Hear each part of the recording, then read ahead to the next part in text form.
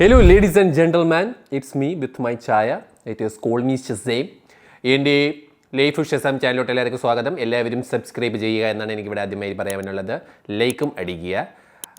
അപ്പോൾ ഒരു 90s കിഡ്സിൻ്റെ ഒരു ഗംഭീര പടം വന്നിട്ടുണ്ട് ഗൈസ്. 90s കിഡ്സിൻ്റെ നൊസ്റ്റാൾജിയ റീലോഡഡ് എന്നൊക്കെ വേണമെങ്കിൽ പറയാം. ഈ പടത്തിന് ട്വിസ്റ്റേഴ്സ് എന്നാണ് ഈ സിനിമയുടെ പേര്. സത്യം പറഞ്ഞാൽ എനിക്കൊന്ന് സ്റ്റാർ മൂവീസാണ്, HBO ആണ്, ഏതോ ചാനലിൽ എപ്പോൾ നോക്കിയാൽ ഈ പടമാണ്. എന്നാൽ എപ്പോഴൊക്കെ ഇട്ടാലും ഞാൻ ഇങ്ങനെ കണ്ണു മൊഴിച്ചിരുന്ന് കാണുമായിരുന്നു. ഭയങ്കര രസമുള്ള പടമൊന്നും. അന്ത കാലത്ത് ചുഴലിക്കാറ്റ് കാണണ ഒരു ത്രില്ലുണ്ടല്ലോ കൊച്ചിലെ. എൻ്റെ ആഗ്രഹമായിരുന്നിടെ ചുഴലിക്കാറ്റ് നേരിട്ട് കാണണമെന്ന്. എമ്മാതിരി കിഴപ്പാണെന്ന് അരച്ച് വയ്ക്കുകയാണ്. ചുഴലിക്കാറ്റ് നേരിട്ട് കാണണമെന്നായിരുന്നു എൻ്റെ ഒരു കാര്യത്തെ ആഗ്രഹം. അപ്പോൾ അത് ഈ പടത്തിൻ്റെ ഒറ്റ ഇൻഫ്ലുവൻസ് ആണ് കേട്ടോ. ഇത് അന്ന് സ്പിൽബർഗ് തന്നെയാണ് അത് പ്രൊഡ്യൂസ് ചെയ്തത്. ഈ പ്രാവശ്യം അവരെ സ്റ്റുഡിയോയുടെ പേരൊക്കെ എഴുതി കാണിക്കുന്നത് അവരാണ് പ്രൊഡ്യൂസ് ചെയ്തതെന്ന് എനിക്ക് വലിയ പിടിയില്ല. യൂണിവേഴ്സൽ എന്നൊക്കെ മറ്റേ വെണ്ടയ്ക്ക അക്ഷരത്തിലൊക്കെ എഴുതി കാണിക്കുന്നുണ്ടായിരുന്നു. അന്ന് പക്ഷേ പ്രൊഡ്യൂസ്ഡ് ബൈ സ്റ്റീഫൻ സ്പിൽബർഗ് ആയിരുന്നു. പിന്നെ അത് ഡയറക്റ്റ് ചെയ്തത് നമ്മുടെ സ്പീഡൊക്കെ എടുത്ത ഡയറക്ടറാണ്. അങ്ങേര് വേറെ ലെവലാണ്. അങ്ങേര് തന്നെയാണ് മറ്റേ ടൂം റൈഡറൊക്കെ ഡയറക്റ്റ് ചെയ്തത്. ഏതോ ഫ്രഞ്ചുകാരനാണ്. എനിക്ക് ഓർമ്മയില്ല. സ്പീഡ് എടുത്ത അങ്ങേര് കിടിലാണ്. അയാളെ പേര് ഞാൻ നോക്കട്ടെ. ജാൻ ഡെ ബോണ്ട് എന്നാണ് പുള്ളിയുടെ പേര്. ഈ സിനിമ ഡയറക്റ്റ് ചെയ്ത ആളെ പേര്, ഈ പടം ഡയറക്റ്റ് ചെയ്തേക്കുന്നത് ലീ ഐസക് ചുങ് എന്ന് പറയുന്ന മനുഷ്യനാണ്. ആൻഡ് ജോസഫ് കിസിൻസ്കിയാണ് സ്റ്റോറി. ജോസഫ് കിസിൻസ്കി വേറെ ആരും, ഞാൻ മറ്റേ ക്വയറ്റ് പ്ലേസിൻ്റെ ആളാണ്, അയാളല്ല. പിന്നെ ഗ്ലെൻ പോവൽ ആക്ടർ, നടൻ. ഡെയ്സി എഡ്ഗർ ജോൺ ആണ് നടി.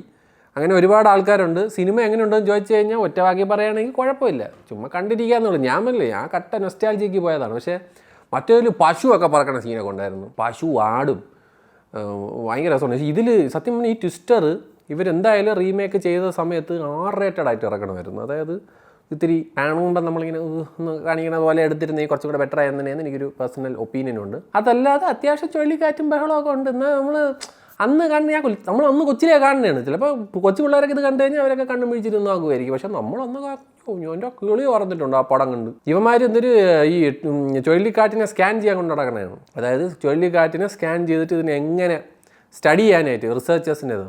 ഈ പടത്തിൽ വരുമ്പോൾ നമ്മുടെ M4 ടെക് ഇല്ലേ, M4 ടെക് മറ്റേ നമ്മുടെ ചേട്ടായി മച്ചാന്മാരെ പുള്ളിക്കാരനെ പോലെയാണ്. പുള്ളിക്കാരൻ ഡ്രൈ ഐസിൽ കാര്യങ്ങൾ നടത്തുന്ന പോലെ ഇതിലെ നടനൊരു യൂട്യൂബറാണ്. അയാളെ ഹോബി എന്ന് പറഞ്ഞു കഴിഞ്ഞാൽ ചുഴലിക്കാറ്റിൻ്റെ നടുക്ക് വന്നിട്ട് പടക്കം പൊട്ടിക്കുക.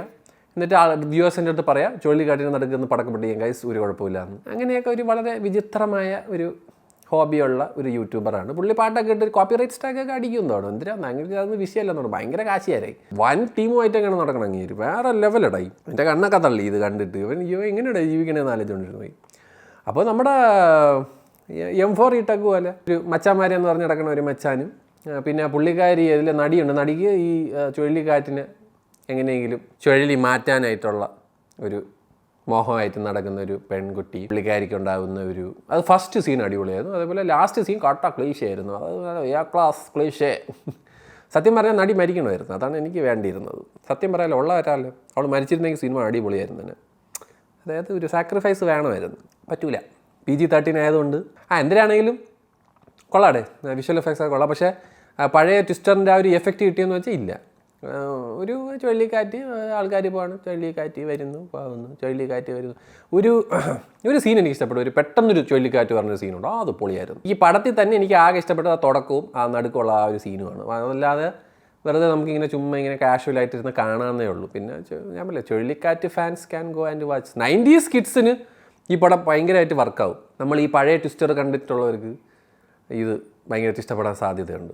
അതല്ലാത്ത ഈ സിനിമയൊന്നും കാണത്ത പോലും ഇല്ല. പിന്നെ ഇറ്റാറ് വരും. ബട്ട് എന്തായാലും കൊള്ളാടെ. ഈ പഴയ പുതിയ ടെക്നോളജിയൊക്കെ വെച്ചിട്ടൊക്കെ അവരെന്തിനൊക്കെ കാണിച്ച് കൂട്ടിയിട്ടൊക്കെ ഉണ്ട്. കൊള്ളാം, ബിലീവബിൾ എന്നൊക്കെ വേണമെങ്കിൽ. പക്ഷേ നിങ്ങൾ കണ്ടു വയ്ക്കും. നിങ്ങൾ കണ്ടിട്ടുള്ളവരാണെങ്കിൽ നിങ്ങൾ അഭിപ്രായം പറയും താഴെ വന്നിട്ട്. അതാണ് എനിക്ക് പറയാനുള്ളത്. എത്ര പേര് ട്വിസ്റ്റർ സിനിമ കണ്ടിട്ടുണ്ട് പണ്ട് TV-യിൽ വരുന്ന സമയത്ത്? Repeat watch. എനിക്ക് റിപ്പീറ്റ് വാച്ചായിരുന്നു ഈ പടം. ഇത് ഡേ ആഫ്റ്റർ ടുമാറോ, പിന്നെ മറ്റേ ഈ ഒരു സമയത്ത് ഇൻഡിപെൻഡൻസ് ഡേ 2012. ആ ഡയറക്ടർ ഉണ്ടല്ലോ, അങ്ങനെ ഇങ്ങനത്തെ പടങ്ങൾ എടുക്കുള്ളൂ. ഈ ലോകം ഇടിഞ്ഞ് വീഴണതും അങ്ങനത്തെ സാധനങ്ങളിലൊക്കെ. അയ്യോ, ഒരു സമയത്ത് ഈ ഇങ്ങനത്തെ പടങ്ങൾ ഭയങ്കര രസമായിരുന്നു കാണാൻ. ഇപ്പം അതിന് വാല്യൂ പോയി.